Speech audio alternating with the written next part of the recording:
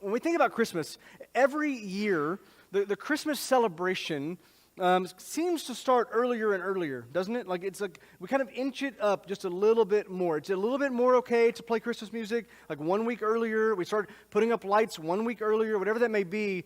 We just kind of keep inching forward in celebrating Christmas together. Pretty soon, we're going to have to move Thanksgiving into October just so we can separate the holidays sufficiently. But there's something about this season that's magical to us. That's why we keep doing that. There's something about this season that makes everything brighter, that makes everything just a little bit more enjoyable. There's a sense around the Christmas season that everything's going to be okay, right? Trying to pursue this sort of kind of magical sense of this season is why we fill the season, why we kind of fill this spot in the year with just like unashamed, unabashed sentimentality. We make the same cookies every year, and we're okay with that. We sing the same songs, and they never get old. Put up the same lights. Do all the same decorating in our house. We even lower our bar for what's acceptable forms of entertainment, and we turn on Hallmark movies for a couple times, right? Like we do this because we're grasping at this kind of season and what it has to offer us. We make Christmas such a big production, in part, I think. We run to it earlier and earlier, in part, I think, to help treat and mask some of the brokenness in our hearts. Some of the pain we feel in our lives. It seems like Christmas is holding out some hope for us in it. Even if it's just for a short time.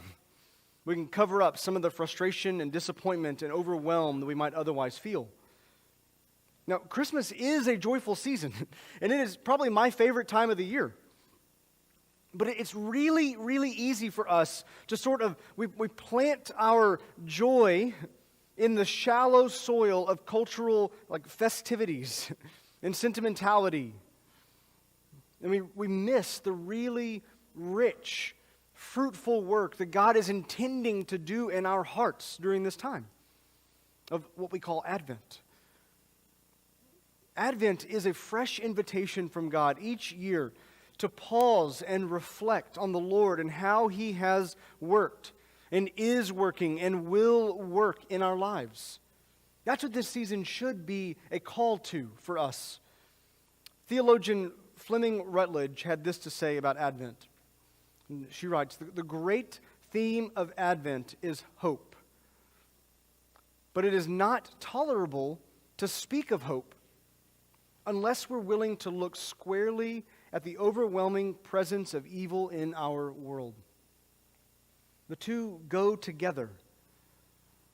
The backdrop of the hope, joy, peace, and love we celebrate, that we light these candles for every year, the backdrop of these great themes of Advent is pain and brokenness and longing. We can't rightly tether our hearts to these great things that we long for, these great themes of Advent, unless we find in ourselves a great need for them, a longing for them, a thirst for them. That's why Luke's gospel opens the story of Christmas in the middle of a story of heartache and pain. Because hope can't rightly be felt apart from sorrow.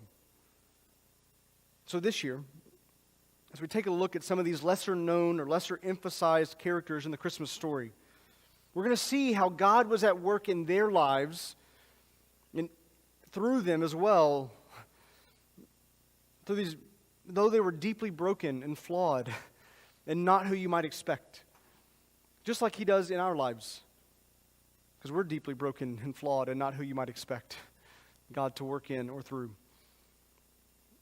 I'm hoping these characters of Christmas that we look at will help us connect these great themes of Christmas with normal, even seemingly insignificant lives that we're living.